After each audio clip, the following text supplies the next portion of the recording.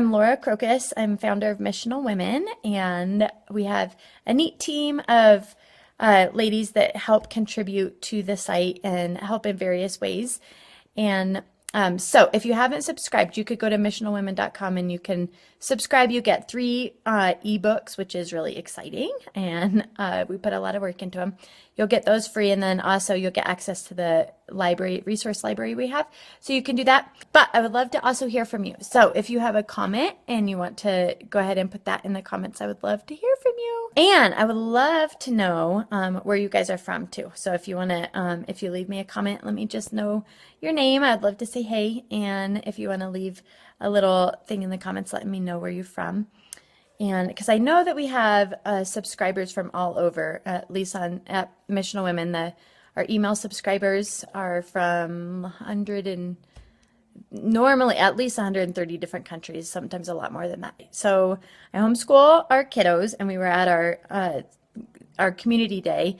And during the science, one of the sweet moms was leading the science section and made rockets and, put vinegar and baking soda in there, and then they explode up, and then trying to help the kids think through what's going to happen, and she made it so that who can beat my rocket and who can make hers go, or theirs go higher than hers. Would it be by adding more vinegar or more baking soda or whatever? And the different rockets, it was neat because one of them didn't put the cork in enough, and so it kind of just fizzled out, and it just kind of didn't go very far. And then my son, I was telling him, you really got to shake it really hard, but it was just so scary. They were shaking it and just would put it down without shaking it very fast. And as a result, it didn't go very far, and they'd run away because of fear.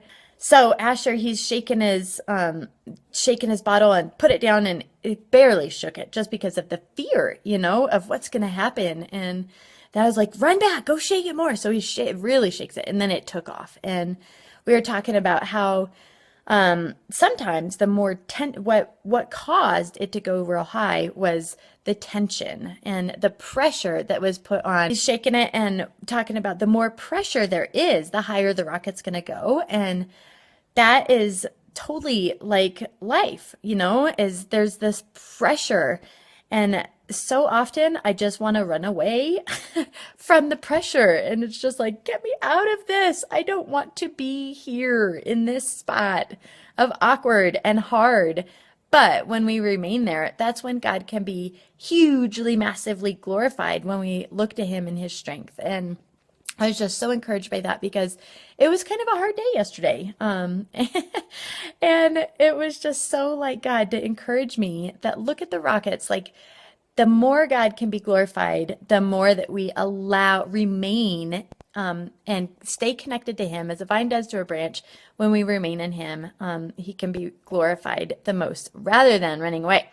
And that just got me thinking about some other things that we've written about on Missional Women before. And one was about tension, and how tension is such a really good thing sometimes. Like, you want tension. Say if you're sewing, you want there to be tension on the oh my goodness, what's it called? The thread, right? You want tension. Otherwise, it's just going to fall apart. Or nets, say when people are fishing in olden times, which I'll talk about later, but you want there to be tension, or tension when you're just fishing with a normal line. You want there to be tension, or lots of different things like in the telephone wires, all right, above our heads. We want there to be tension. We don't want them to be swooping down, being dangerous. Okay, let me tell you about this one time. This was when the boys were really young, but they were at a soccer game, and there was just like awkward thing after awkward thing happening. And one, Asher was like running around, like roaring at all the parents, which that's awkward. That's just really awkward. And then we're leaving. And then Uriah like points at the people. They were like real little, but Uriah's pointing at one lady on the bleachers and was like, bad guy, there's a bad guy. And it's just like, I'm sorry. I'm just sorry. What do you say? And part of me just wants to like pretend like it never happened and just kind of like hope it goes away, which is not a good thing. Anyway, so then he wants to share the gospel with him, so I like give him a tract that I had the story I think on me. And so he runs over and like gives her a tract, which is great. I totally should have pressed into that awkward and started a conversation with her, but I just was like didn't like the tension and didn't like the awkward, and I just wanted to get out and be, as a result, like God was not. I was like the rocket that fizzled because the cork wasn't in enough. I didn't remain in the tension and press into it. Otherwise, who knows how big and awesome like God could have been glorified. And there was this other time where I heard on the radio, somebody saying like, oh, I was like really trying to open this bag of Twinkies and it wouldn't open. So I think that was God just telling me I shouldn't eat the Twinkies. And like, who knows if God wants us to eat Twinkies, but saying something, God doesn't want something because it's hard is just nuts. Like, really? Like, Jesus wouldn't have died on the cross if that was the case, right? Like, he wants us to go through hard sometimes, and it's refining, just like the refiner's fire, that cool song, and the illustrations of God saying, he refines us when we stay in there, just like a coin or gold. Like they stick it in the fire and then scrape off the impurity and then stick it in the fire again and scrape off the impurities like over and over and over until you can see your reflection in the coin. All right. That is totally what Jesus is doing in our lives when he allows us to go through the hard and through the tensions and through the awkwards. He doesn't want us to run away, because if that little coin could grow little feet and run away, it would, right? And then it wouldn't end up looking like Jesus, or like the person making the coin, I guess, more so. Pressing into hard, there was something else I really wanted. Let me pull this up. I am looking at the blog post. It's titled, "How do you feel about broken nets?" So if you want to go back to it. But okay, it's talking about Jesus when he was standing at the lake, and he's like, throw the net into the other side of the boat, and then they do, and they pull in all the fish. The nets were breaking. All right, they were breaking. How like crazy. Sometimes we think that, oh, God wouldn't want broken things. Like it's just easy to think like when something is broken, of course he's going to want to fix it. Of course he's going to want to heal everybody. But really, like here, he allows these nets to break. And he's glorified because they're breaking. Like his blessing is actually what caused the breaking. And they, what's crazy is that they had their eyes so fixed on Jesus and what he did that they didn't care, that they weren't like, oh no, my nets are broken. But they had their eyes fixed on Jesus, and as a result, then jumped out of the boat and like praised him and stuff. And there's this other verse. Okay. Okay. It says, where there is no oxen, the stalls are clean, but much is produced by the strength of an ox, in Proverbs 14:4. Sorry about my crazy hair. Oh, well. Anyway, so saying this awesome verse is like, I grew up with horses and I had to clean the stalls, and it wasn't fun. And I didn't actually have to do it very often because my stepdad's awesome and he did it. But when we didn't have horses, like the stalls were clean and you didn't have to deal with all the manure.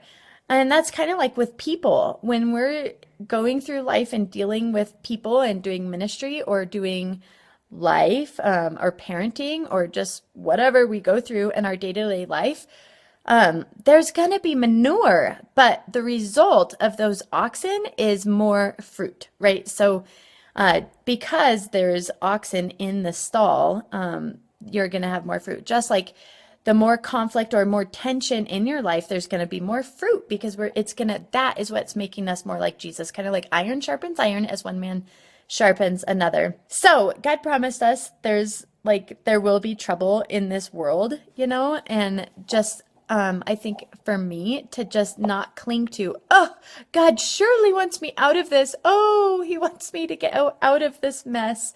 Because that's what I really was doing even on Tuesday when our community day was really hard. he wants us to stick through there. And good thing, I ended up calling a friend who was so encouraging and encouraged me to do the right thing. And so it's so good when we have people that we can go to that will remind us, like, walk in the spirit, do what's right, push through, have those hard conversations. And it totally worked out, and I did. And it's like better, and it's resolved. And it's kind of like the first story of the rocket. The rocket shot off, and it got is glorified, and now it's done. And I'm so grateful that I wasn't the rocket that fizzled out because I didn't remain in where he was and what he had for me. And so sometimes we'll fail and we'll run away, kind of like I did with the awkward situation and not sharing the gospel with that lady. But other times we will push through and God will be glorified, and it's so worth it. I remember another time with this girl where it was just really, I would meet with her weekly, and it was so, it was just hard. It was really hard. She would sit back, not wanting to like hear anything I had to say, just kind of this like, see if you can teach me something mentality. And I had to meet with her, but I was so intimidated. I was scared half to death because I didn't know what to do. I didn't know what to say.